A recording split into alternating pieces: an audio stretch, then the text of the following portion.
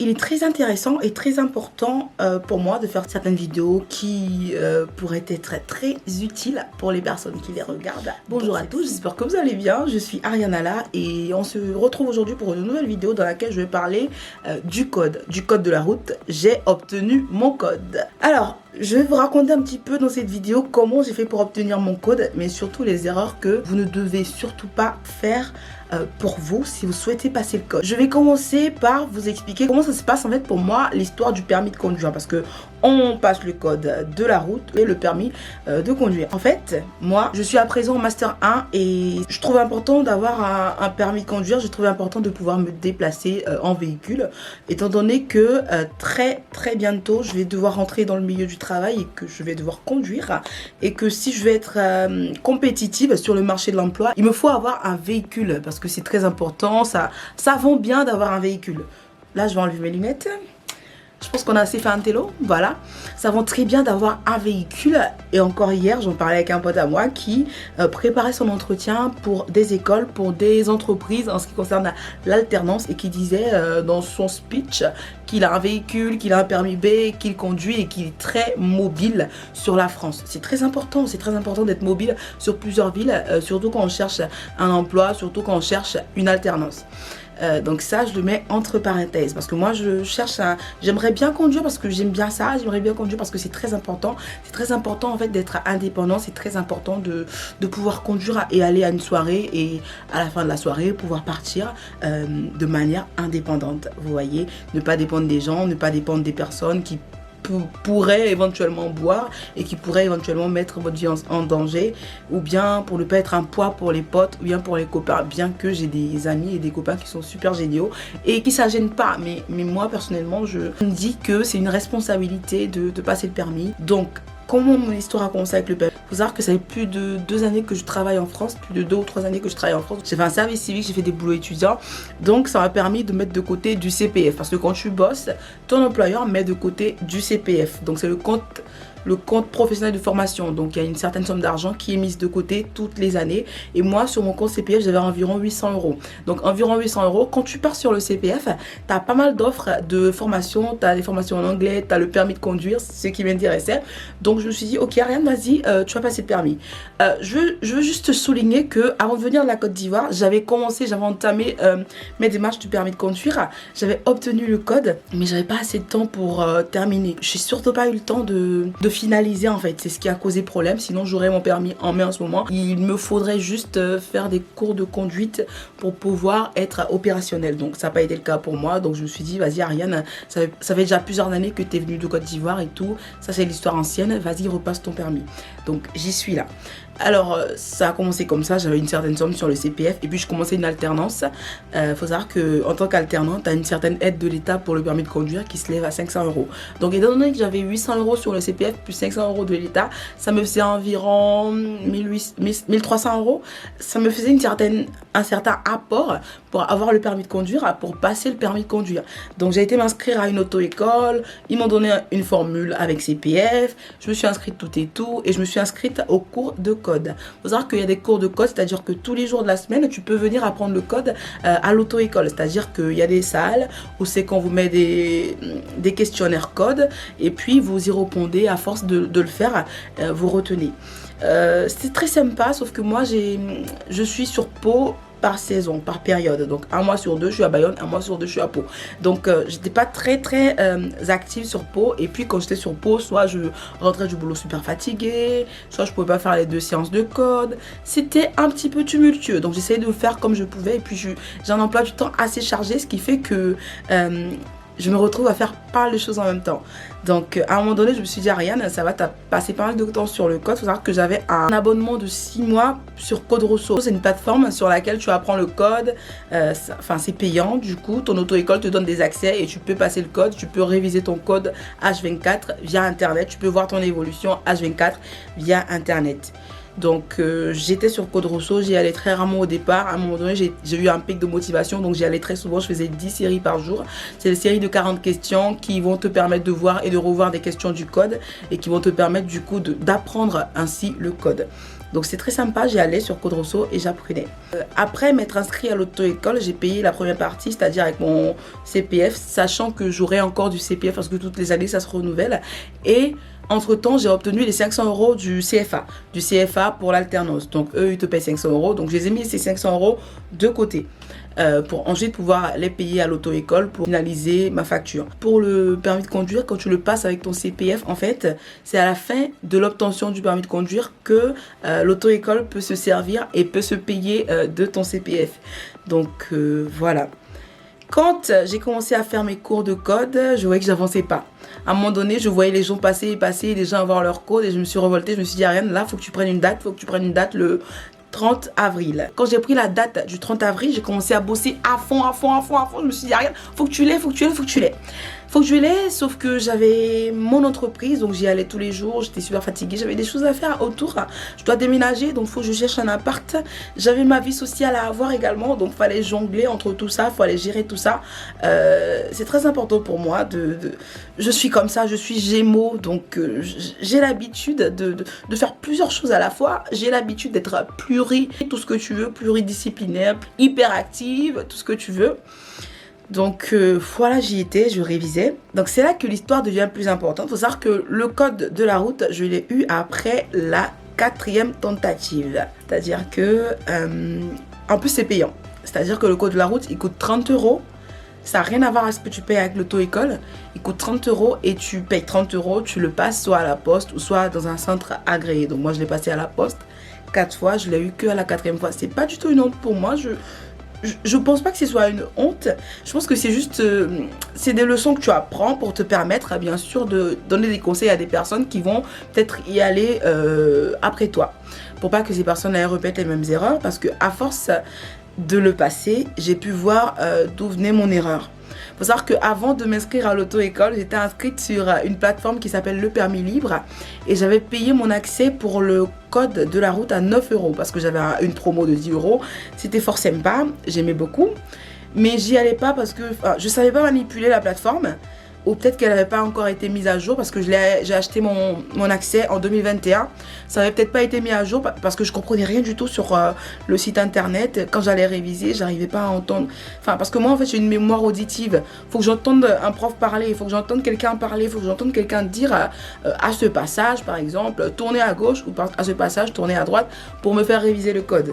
Quand j'ai raté le code pour la première fois, parce que en fait pour pouvoir aller à l'examen du code, il faut te sentir prête. Et moi je me sentais prête parce que je révisais comme fou malade. Je bossais de fou malade. Donc j'y ai été la première fois et j'ai fait un échec. J'avais 33 sur 40 et il fallait avoir 35 sur 40. Donc au premier échec, j'ai pas chialé, ça m'a pas du tout fait mal. Je me suis dit, écoute, c'est la première fois, tu vas te relancer. Donc dès que je suis rentrée chez moi, le truc c'est que moi j'avais de la hargne. Moi j'ai plein de persévérance dans mon cœur et que quand moi j'y vais à fond. Donc j'ai repris une nouvelle date. Pas question pour moi d'attendre 2 semaines après pour oublier ce que j'ai déjà appris. No way. Donc j'ai pris directement une date et je me suis mise à réviser comme il se doit, tu vois. Je l'ai raté samedi, donc j'avais dimanche et je devais aller repasser lundi. Donc j'ai commencé à réviser. Dès que je suis rentrée samedi, quand je l'ai raté, c'est là que je me suis connectée sur le permis libre, tu vois. C'est-à-dire que j'ai révisé sur Code Rousseau, mais sur Code Rousseau, en fait, il y avait des séries de questions, il y avait des cours. Les cours étaient super complets, donc Code Rousseau, super pour les cours. Mais les séries de questions, elles prenaient 30 secondes. Pour réfléchir. Pourtant, au vrai examen du code de la route, tu as 20 secondes. Et ces 20 secondes-là, elles étaient sur le permis libre. Donc moi, je ne savais pas du tout. Il a fallu que j'échoue une première fois pour me rendre compte qu'il y avait le permis libre qui existait. Donc je suis allée sur le permis libre. Donc là, je parle en tant que quelqu'un qui avait 2 accès, Code Rousseau et permis libre. Vous voyez ? Et dès que j'ai été me connecter sur le permis libre, la première série que je prends, je vois qu'il y a une question que j'ai vue à l'examen que je venais de voir. Sachant que ces questions-là, je ne les avais jamais vues de cette manière sur Code Rousseau. J'ai eu 2 méthodes, moi, qui ont été complémentaires et qui m'ont permis d'avoir mon code. Parce que il faut savoir que j'ai commencé à faire des séries du coup sur le permis libre parce que, écoute, si je vois qu'il y a une question que j'ai vue, naturellement, je vais avoir envie d'y aller souvent pour voir pas mal de questions. Donc j'ai commencé à faire plein de séries sur le permis libre. J'ai commencé à regarder des vidéos parce qu'ils font des vidéos YouTube. J'adore. Ça m'a beaucoup aidé, ça m'a beaucoup aidé. Donc je me suis préparée comme il fallait. Je suis retournée lundi. J'ai encore échoué, cette fois à 34 sur 40. Il fallait avoir 35 et là j'avais super le seum parce que j'ai fait une erreur. Cette erreur est venue du fait que j'ai pas attendu. C'est-à-dire je me suis lancée trop vite dans mes réponses. Et là j'ai chialé par contre. Là par contre j'ai pleuré. J'ai commencé à déprimer. Je me suis dit Ariane, c'est pas possible. Ariane, c'est fucking pas possible que tu échoues 2 fois au code pendant que tu es préparé, pendant que tu dors tard, tu te lèves tôt, pendant que tu revises comme une malade. C'est-à-dire que moi je supporte pas d'échouer autant. Je supporte pas. Je pense que c'est quelque chose de naturel. Ça aurait été peut-être toi ou ça aurait été peut-être Y ou X. Ça aurait été la même chose, mais ça m'a fait déprimer de fou malade. J'étais pas bien. J'étais de mauvaise humeur. Je voulais pas manger. Je voulais voir personne. Donc je suis restée chez moi 2 jours au moins sans voir des gens. Donc il y a mon copain qui lui subissait parce que j'étais pas de bonne humeur, donc il devait me remonter, donc il essayait tant mieux que mal, ça marchait parfois. J'ai des amis également qui franchement m'ont encouragé, donc gros cœur sur toutes ces personnes là, mais j'ai déprimé.